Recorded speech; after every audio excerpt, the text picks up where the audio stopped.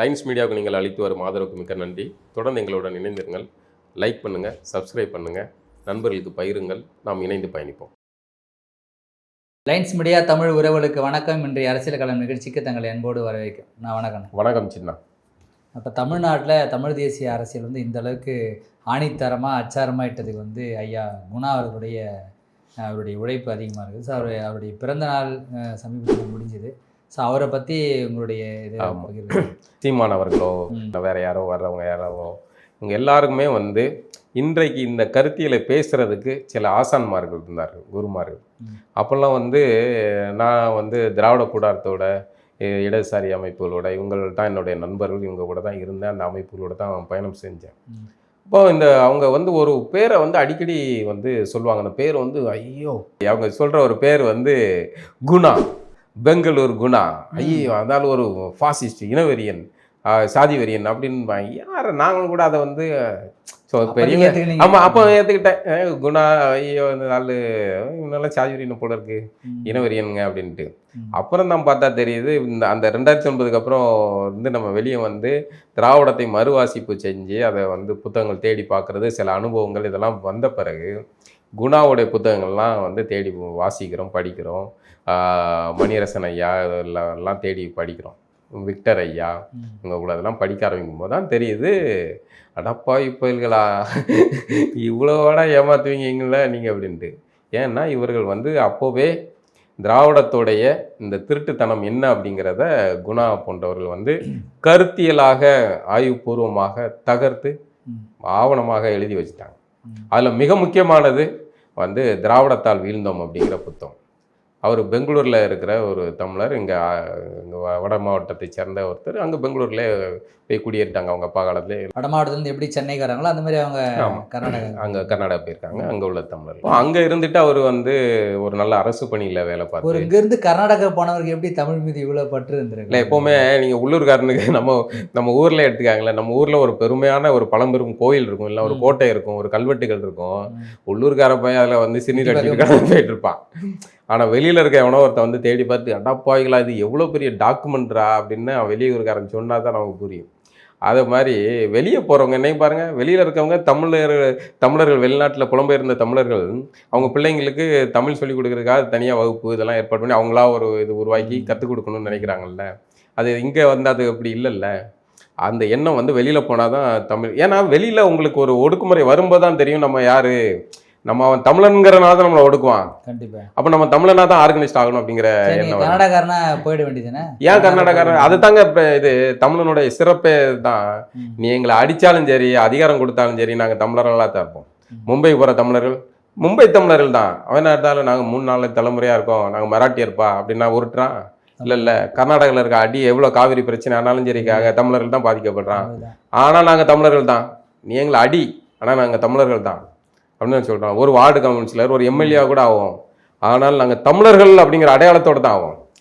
நாங்களும் இதாக தம்பா அப்படின்னு இங்கே தமிழ்நாட்டுக்குள்ளே கொஞ்சம் பிறமொழியினர் உருட்டுறாங்கல்ல, அதில் வேற நாங்கள் ஆதி அப்படின்லாம் வேற உருட்டுறாங்கல்ல. அந்த சோழியெல்லாம் கிடையாது. நாங்கள் தமிழர்கள், நீங்கள் தெலுங்கர்களா இருங்க, கன்னடர்களா இருங்க, மலையாளிகளா இருங்க, அண்ணன் தம்பியாக இருப்போம், பரஸ்பரம் அன்பு பாராட்டுவோம். என்ன தவறாக இருப்பது? ஏன் இதுக்காக நீங்கள் உங்கள் மொழி அடையாளத்தை விட்டுக்கிட்டு எங்ககிட்ட நாங்களும் தமிழர்கள் தனியாக உருட்ட வேண்டியிருக்கு? அப்படிலாம் வேணாம். நீங்கள் பலம் தானேங்க, அது வேணாங்கிற. அப்படி வேணாம், அது பலமாக இருக்காது, அது போலித்தனமானது. நம்ம தெரியலையா? ஏன் இப்போ திராவிடர்கள் திராவிடத்தை விட்டு விடுங்க, தமிழர்கள் தான் ஆயிட்டீங்களப்பா, பிறகு ஏன் திராவிடத்தை தூக்கி பிடிச்சிக்கிட்டு இருக்கீங்க? தமிழர்கள் தமிழர்களுடைய அடையாளம் தமிழர்கள்னு சொல்கிறோம். திராவிடர்கள் ஏன் தமிழர்களை ஏற்றுக்க முடியாது? அது அவங்க திராவிட கழகம் பேர் வச்சாங்களா? அப்போவுமே அண்ணல் தங்க போன்றவர்கள் அதெல்லாம் பதிவு பண்ணி வச்சுருக்காங்க. திராவிட கழகம் பேர் வைக்கிறது வச்சா நாங்கள்லாம் வெளியே போயிடுவோம். இதுதான் இவர்களுக்கு. அதாவது ஆமாம், தமிழர் கழகம் அப்படின்னு பேர் வச்சுட்டா அப்போ நாங்கள்லாம் கன்னடர், மலையாளி, தெலுங்கர் அப்படின்னு இருக்கோம். அப்போ நாங்கள் உள்ளே வர முடியாது, அதனால திராவிட கழகம்ன்ட்டு. அப்போ ஒரு இனத்தோடைய உரிமையே இவ்வளோ நயவஞ்சகமாக பறிச்சிருக்காங்க. அப்போ உள்ள தமிழர்கள் பெரிய அந்த காலத்தில் என்னென்னா ஆரியத்தை எதிர்க்கிறதுங்கிற ஒற்றை நோக்கத்தில் இவங்க ஒரு மூமெண்ட்டாக மாறினோன்னா நம்ம தமிழர்களுடைய குரல் எடுபடாமல் போச்சு. அதனால இவங்க தலைக்கு மேலே ஏறி நின்று ஆடிட்டாங்க. அதெல்லாம் ஒரு நயவஞ்சகமாக ரொம்ப அழகாக வந்து செஞ்சுருக்காரு. இப்போ ராமசாமியை மறுவாசிப்பு பண்ணால் அது புரியுது அவர் எவ்வளோ நுணுக்கமாக உளவியல் ரீதியாக விளையாண்டுருக்காரு அப்படின்னு. அப்படி இந்த திராவிடத்துடைய இந்த நுணுக்கங்களை எல்லாம் வந்து தன்னுடைய ஆய்வுபூர்வமான எழுத்துக்களால் வந்து அம்பலப்படுத்தியவர் பெங்களூர் குணசீலன் சாமுவேல் அப்படிங்கிறவர். அவர் தன்னுடைய ஏன்னா 80 வயதுக்கு 85 வயது நினைக்கிறேன், இத்தனை ஆண்டுகளும் திருமணம் செய்யாமல் முழுக்க இந்த தமிழுக்காக அவர் எழுதி இயங்குனதோட விளைவு பல முறை சிறையில் அடைக்கப்பட்டு 3 ஆண்டுகளுக்கு மேலே சிறையில் இருந்து இப்படி பல விஷயங்கள்லாம் சந்திச்சு, அது இங்கே உள்ள திராவிட கூட்டம் தான். இவங்களுக்கு வந்து இந்த வழக்கில் ஒரு பேரையும் சேர்த்து விட்டு அதை சேர்த்து இதை சேர்த்துட்டு அந்த ஆள் ஒரு அப்புராணி சத்தம் போட்டு கூட பேச முடியாது, அவரை எல்லாம் இதில் சேர்த்து விட்டு அவர் அடிப்படையில் எல்லாருக்குமே இடதுசாரி இதில் தான் போவாங்க.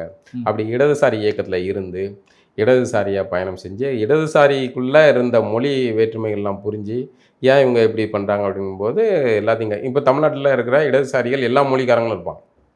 ஆனால் கர்நாடகாவில் இருக்க இடதுசாரிகள் அங்கே அந்த கன்னடர்கள் மட்டும்தான் இருப்பாங்க. அவன் கன்னட இடதுசாரியாக இருப்பான், மலையாளி இடதுசாரியாக இருப்பான், அவனுடைய மொழியை ஒரு காலம் விட்டு கொடுக்க மாட்டாங்க. ஆனால் தமிழ்நாட்டில் மட்டும்தான் எல்லாரும் சேர்த்து போட்டு கும்மி அடித்து தமிழர்களுடைய உரிமையை மறுக்கிறது. திராவிடம் வந்து இங்கே திராவிடம் செஞ்ச எது இவன் திராவிட கம்யூனிஸ்ட். கர்நாடகாவில் காங்கிரஸ் திராவிட காங்கிரஸ் தனியாக இருக்குது. ஆமாம், ஆனால் இங்கே எல்லாம் ஒன்றா இருக்குதுங்க. ஆமாம் இன்னொன்று அவன் மண்ணுடைய பிரச்சனைக்கு காங்கிரஸ்காரன் கர்நாடகாவில் இருக்க காங்கிரஸ்காரன் நிற்கான், காவிரி பிரச்சனைக்கு பிஜேபிக்காரன் நிற்கான், எல்லா பேரும் கன்னடத்து மொழி சார்ந்த அமைப்புகள் எல்லாம் ஒன்றா நிற்காங்க. அவன் கன்னடர்களாக நிற்கான். தமிழ்நாட்டுக்காரன் மட்டும் நாங்கள் தேசிய கட்சின்பான், நாங்கள் இந்துன்பான். டேய் நீ முதல்ல யாருங்க அந்த இதை பேச மாட்டான். இவன் கட்சிக்காரனாக மாறிடுறான் உடனே தமிழ்காரனா.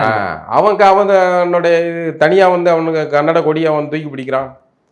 இங்கே தமிழ்நாட்டில் ஏதை பண்ண மாட்டேங்க, இங்கே கொடியை தான் வந்து அரெஸ்ட் பண்ணி விடுவாங்க.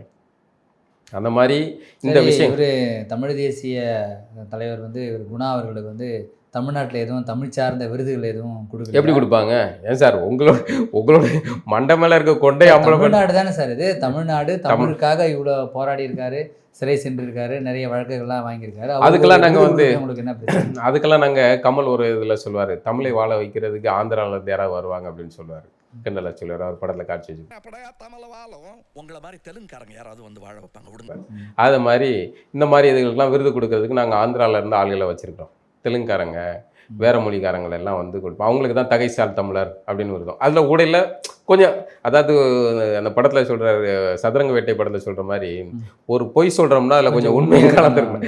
அது மாதிரி இப்போ 10 தெலுங்கர்களோ பிற மொழியினருக்கோ விருது கொடுத்தா அதில் ஊடையில் நல்ல கண்ணுங்கிற மாதிரி ஊடையில் ஒரு சரி போனால் போது வச்சு விடு அப்படிங்கிற மாதிரி 4 பேரை உள்ளே இறக்கி விடுவோம்.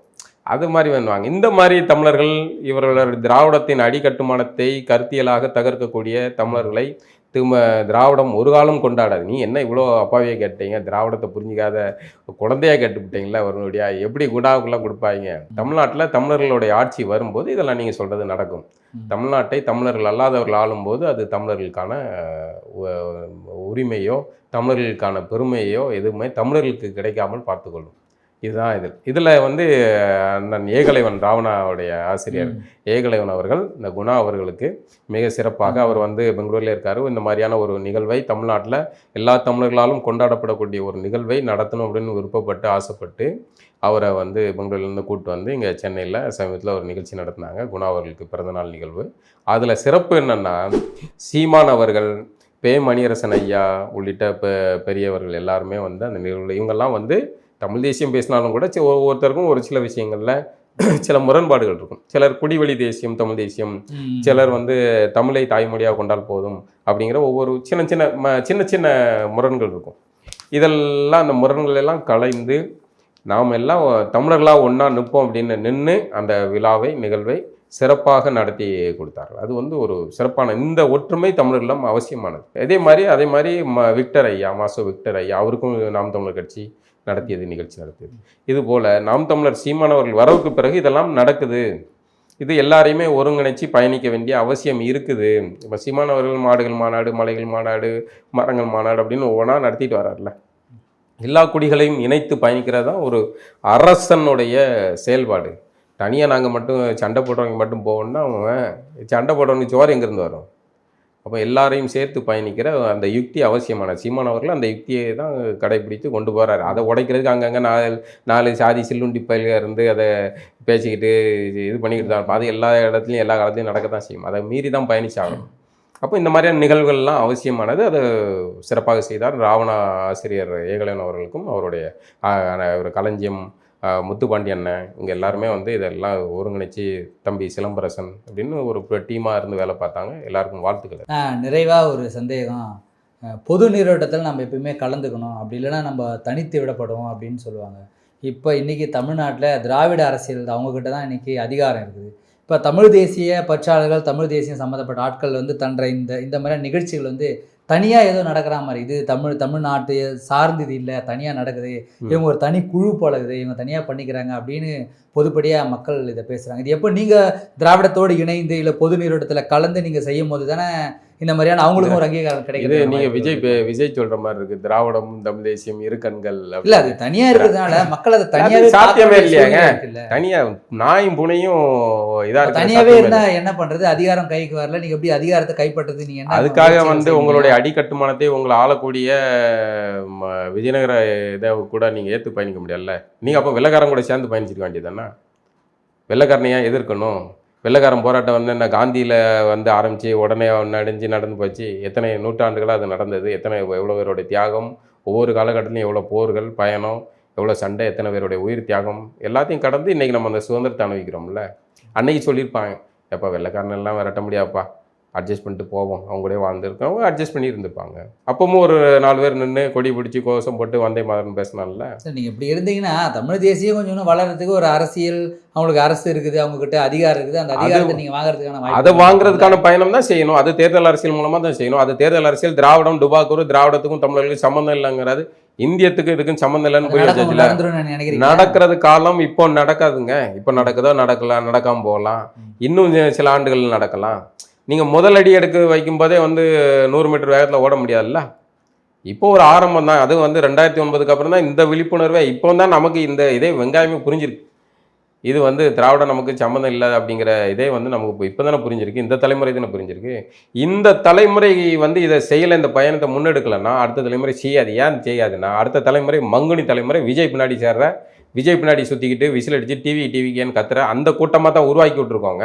இந்த மெட்ரிகுலேஷன் கல்வி முறை உருவாக்குனது விளைவு வந்து இந்த பசங்களை தான். தங்கிலீஷ் தலைமுறை உருவாக்கியிருக்கு, விஜய்க்கு ரசிக குஞ்சா இருக்கிற தலைமுறை உருவாக்கியிருக்கு. அவன் எப்படி வந்து தமிழினன்ட்டு அவன் வருவான்?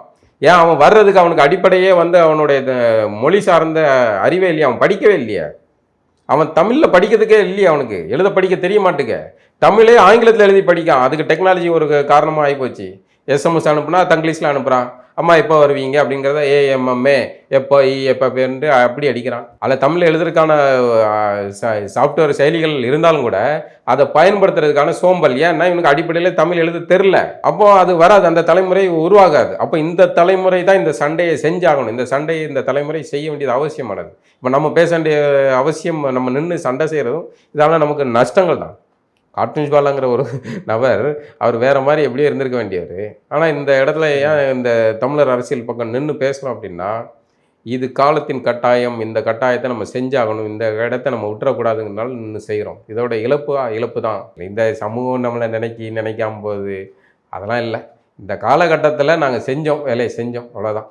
இதனால் எங்களுக்கு என்ன இழப்பு வந்தாலும் சரி அதை செய்வோம், சண்டை செய்ய வேண்டியது அவசியம். நீங்கள் உங்களுடைய உரிமையை திரும்ப பெறணும்னா நீங்கள் சண்டை செஞ்சாகணும். அந்த உரிமையை நீங்கள் அனுபவிக்காமல் கூட போகலாம். பின்னாடி வர தலைமுறைக்கான வாய்ப்பு அதை உருவாக்கும். மீண்டும் ஒரு நிகழ்வு சந்திப்போம்னா. நன்றி.